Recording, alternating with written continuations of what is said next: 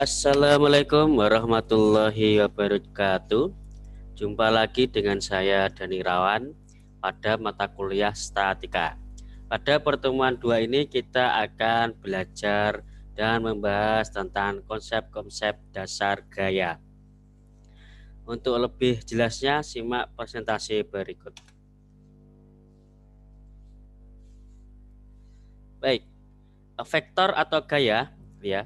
Dalam ilmu fisika terdapat dua macam besaran, yaitu besaran saklar dan besaran vektor.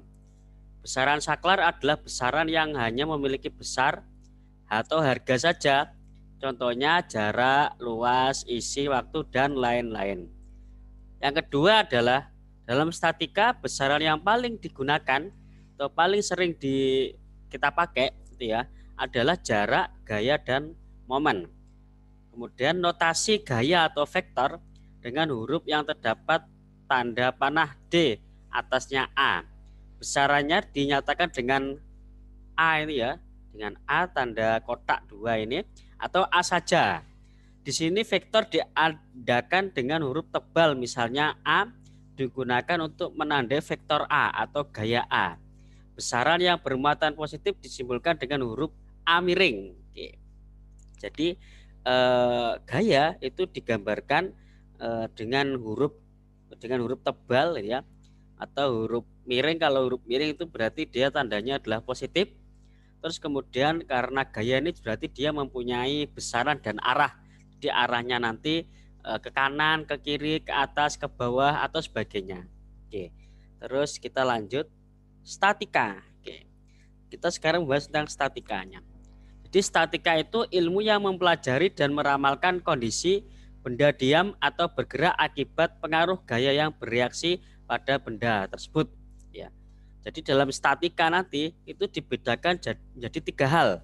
Yang pertama adalah mekanika benda tegar atau biasa disebut dengan mechanics of rigid bodies. Kedua adalah mekanika benda berubah bentuk atau mechanics of deformable. Dan yang ketiga adalah mekanika fluida atau mechanics of fluids. Nah, pada mata kuliah kita ini fokusnya hanya pada 2 ini aja, yaitu adalah mekanika benda tegar dan mekanika benda berubah bentuk. Oke. Untuk mekanika benda tegar itu ya, tidak pernah benar-benar tegar, melainkan tetap mengalami deformasi akibat beban yang diterima, tetapi umumnya deformasi kecil sehingga tidak mempengaruhi kondisi keseimbangan atau gerakan struktur yang ditinjau, maka diabaikan. Oke. 6 prinsip dasar yang kita gunakan dalam statika. Yang pertama itu adalah hukum paralelogram, yaitu adalah 2 buah gaya yang bereaksi pada suatu partikel dapat digantikan dengan satu gaya atau disebut dengan resultan. Maka itu dikenal dengan jajaran genjang atau disebut dengan hukum jajaran genjang. Yang kedua adalah hukum transmisibilitas atau gaya. Kondisi keseimbangan atau gerak suatu benda tegar tidak akan berubah jika gaya yang bereaksi pada suatu titik diganti dengan gaya lain yang sama besar dan arahnya, tapi bereaksi pada titik berbeda asal masih dalam garis aksi yang sama. Ini dikenal dengan hukum garis gaya. Oke, lanjutnya hukum 1 Newton itu ya. Bila resultan gaya yang bekerja pada suatu partikel sama dengan 0 atau tidak ada gaya, maka partikel diam akan tetap diam dan atau partikel bergerak akan tetap bergerak dengan kecepatan konstan. Itu disebut dengan hukum kelembaman. Kemudian hukum 2 Newton menyatakan bahwa bila resultan gaya yang bekerja pada suatu partikel tidak sama dengan 0, partikel tersebut akan memperoleh percepatan sebanding dengan besarnya gaya resultan dan dalam arah yang sama dengan arah gaya resultan tersebut. Jika F diterapkan pada massa M, maka berlaku sigma F sama dengan M kali A, di mana F itu adalah gaya, M itu adalah massa, A itu adalah percepatan. Oke. Kemudian hukum 3 Newton ya, yang kelima ini, gaya aksi dan reaksi antara benda yang berhubungan mempunyai besar dan garis yang sama tetapi arahnya berlawanan. Ini disebut dengan aksi sama dengan reaksi ya. Dan yang keenam adalah hukum gravitasi Newton. Dua partikel dengan massa m dan m besar dan m kecil ya, akan saling tarik menarik yang sama dan berlawanan dengan gaya F dan F aksen, di mana besar F dinyatakan dengan F sama dengan G M besar kali M kecil dibagi R kuadrat. G itu adalah konstansa gravitasi, yaitu besarnya 9,81 meter per sekon kuadrat. Kemudian R ini adalah jarak, yaitu adalah dalam ukurannya adalah meter. M itu jarak, meter ya. Oke. Terus ke sistem satuan.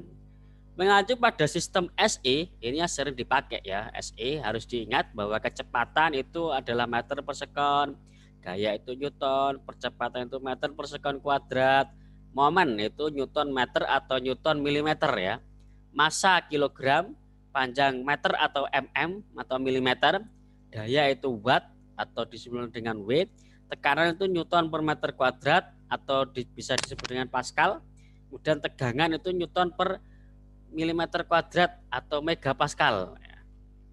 Oke, terus kemudian simbol satuan. Oke, jadi kalau apa itu tera, simbolnya tera itu 10 pangkat 12. Kemudian giga itu 10 pangkat 9, mega itu 10 pangkat 6, ya. Kemudian kilo itu 10 pangkat 3 dan seterusnya sampai paling kecil yaitu adalah atto, yaitu 10 pangkat min 18. Oke, kita lanjut ke sistem gaya ya. Jadi gaya itu adalah aksi sebuah benda terhadap benda lain dan umumnya ditentukan oleh titik tangkap, besar, dan arah. Kemudian sebuah gaya yang mempunyai besar, arah, dan titik tangkap tertentu yang digambarkan dengan anak panah, makin panjang anak panah maka makin besar gayanya. Jadi ini misalkan garis kerja dan ada anak panah. Jadi semakin dia ke arah sini berarti digambarkan bahwa gaya itu semakin besar dan arahnya adalah ke kanan, berarti dia positif. Tapi kalau arah gayanya nanti panahnya itu adalah ke kiri ya, ke kiri berarti dia gayanya adalah negatif. Oke, seperti itu. Jenis gaya yang pertama itu gaya kolinir, gaya yang garis kerjanya terletak pada satu garis lurus. Oke, kalau ini ada gaya 1, ini gaya 2, gaya 3 ya. Garis kerja tegak lurus seperti ini, garis lurus, maka ini disebut dengan gaya kolinir ya. Ini kalau apa itu, kalau ini gayanya F1, gaya F3, gaya F2, gaya F3 gini dalam satu bidang itu adalah apa itu gaya kolinir atau linier ya. Terus kedua adalah gaya konkuren, gaya-gaya yang garis kerjanya berpotongan pada satu titik. Nah, oke, misalkan ini ada titik seperti ini ada titik pangkalnya, kemudian ada gaya F2 ke arah sana, F1 ke arah sini, F4 ke arah sini, F3 ke arah sini, dan ke segala penjuru arah ya.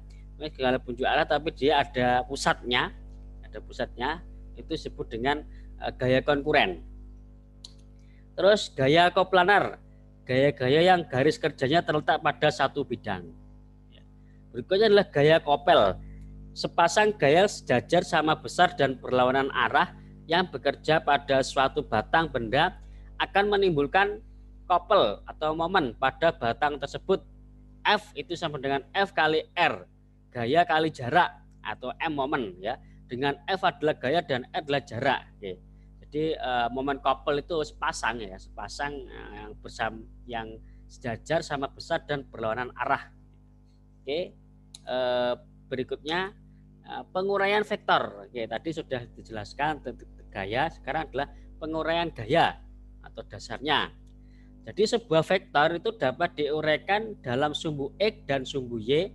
Sebuah vektor F memiliki arah 0, arah theta ya, arah theta dapat dijabarkan pada sumbu X dengan cara menarik garis pada ujung F menuju X dan tegangan lurus sumbu X sehingga dapat Fx yang memiliki besar F cos theta. Dengan cara yang sama menuju sumbu Y didapat Fy sebesar F sin theta. Jadi kalau ini ada sebuah gaya F, ada gaya F arahnya positif ini ya. Ini ditarik garis ke kanan itu komponennya adalah fx, ya, fx. Untuk mencari fx itu adalah f cos theta. Jadi ini ada apa itu sudutnya. Jadi gaya dikali cos theta. Terus kemudian untuk mencari sumbu y itu f sin theta. Oke. Jadi gaya ini ada dua komponen yaitu adalah fx dan fy. Oke, kita lanjut. Penjumlahan dan pengurangan vektor ya. Ada dua macam metode untuk menjumlahkan dan mengurangkan vektor. Yang pertama adalah metode analitik, yaitu cara menghitung. Dan yang kedua adalah metode grafis atau digambarkan. Oke, sekarang pada metode analitik digunakan rumus untuk menghitung harga resultan ya. Resultan berarti harga jumlah gaya. Gaya tadi bisa ditambahkan. Maka untuk menghitung dengan cara analitik atau dengan cara menghitung, nah itu untuk menentukan atau resultan ya. Sedangkan metode grafis menggunakan panjang, garis, dan skala untuk menghitung resultannya. Oke.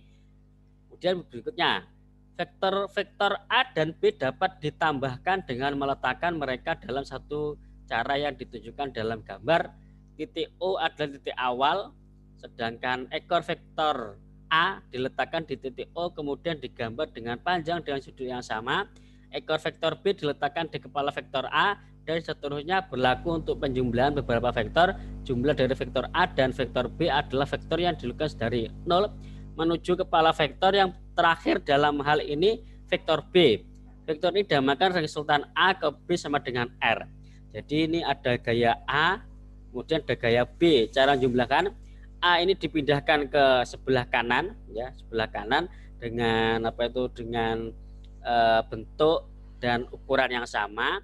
Kemudian vektor B itu diletakkan di ujung dari vektor A. Di vektor A kemudian ditarik garis dari titik pusat ke akhir titik B, maka itu disebut dengan resultan atau penjumlahan gaya. Berikutnya, pengurangan pada vektor dapat dikerjakan dengan cara yang sama dengan penjumlahan vektor namun dengan arah sebaliknya. Misalkan resultan dari A ke B dapat dituliskan dengan A ditambah min B. Apabila dituliskan maka AB sama dengan R. Untuk lebih jelasnya kita lihat gambar.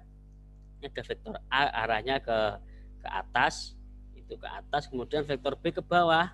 Nah, maka ini berarti pengurangan dari A ke B sama ya. Dari titik A dulu diletakkan di sini. Kemudian vektor B ini diletakkan di atasnya. Tapi arahnya berlawanan karena dia berada di negatif. Kemudian ditarik garis seperti ini, maka ini disebut dengan resultannya. Oke. Terus penjumlahan vektor lebih dari 2 dapat dilakukan dengan cara yang sama dengan penjumlahan 2 buah vektor. Urutan-urutan bagaimana meletakkannya tidak akan memberikan efek terhadap resultannya. Penjumlahan dengan cara menggambarkan vektor tersebut sesuai dengan skala yang disebut penjumlahan dengan metode poligon. Oke, atau poligon atau metode segitiga ya. Jadi ini misalkan ada vektor A, vektor C, vektor B. Sekarang perumusan adalah dari A, B ke C, maka dari titik A ini tetap pusatnya tetap ya.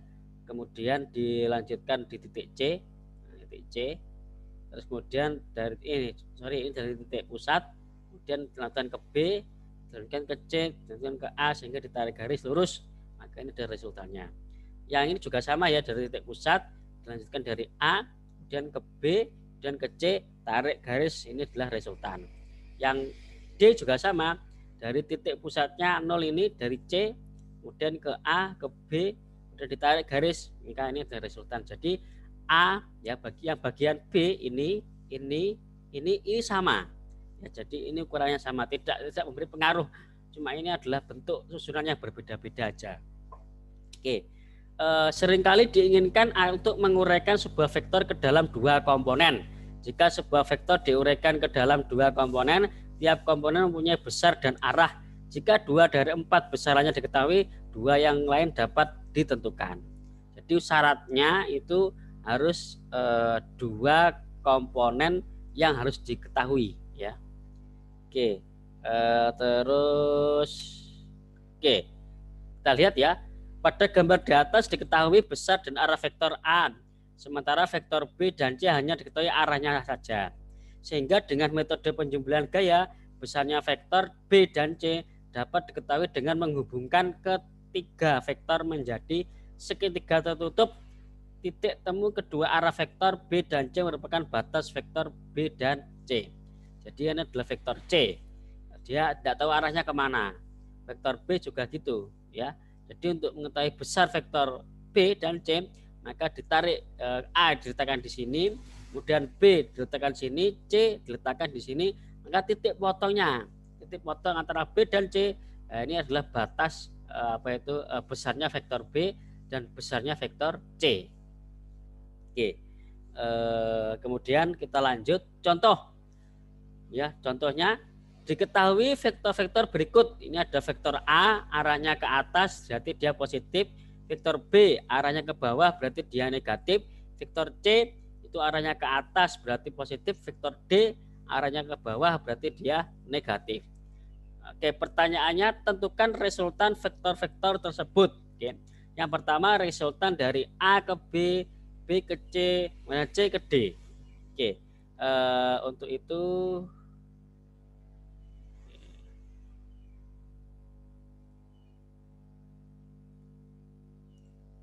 oke, untuk contohnya tadi itu untuk cara ngerjakannya seperti ini. Jadi caranya sama aja. Oke, itu adalah kita pindahkan vektor A ke sisi sini, kemudian dilanjutkan vektor B ke titik pangkal akhir dari A tadi ya, ke sini. Kemudian vektor C kita tarik atas ke bagian ini, dan vektor D ke bagian sini. Bagian ini. Oke, maka resultan dari gaya ini adalah dari titik sini ditarik ke titik sini. Oke, seperti ini. Maka tinggal kita kasih aja panahnya arahnya ke atas, kemudian tebalnya ini, terus tebalnya kita buat sama. Oke, jadi yang tanda merah tanda merah itu adalah resultan. Oke, arahnya ke sana. Jadi tanda merah ini adalah resultan gaya. Oke, seperti itu cara untuk menentukan resultan gaya. Oke, maka sekarang untuk berlatih silakan tentukan tiga vektor lainnya ya. Tiga vektor lainnya itu adalah misalkan dari D ke C, C ke A, kemudian dari B ke D, D ke A, dari C ke A ke B, seperti itu. Itu adalah untuk latihan. Silakan untuk latihan. Mungkin di sini sampai di sini dulu itu materi dari Bapak. Apabila ada kurang lebihnya Bapak mohon maaf. Semoga ilmunya bermanfaat. Saya akhiri. Assalamualaikum warahmatullahi wabarakatuh.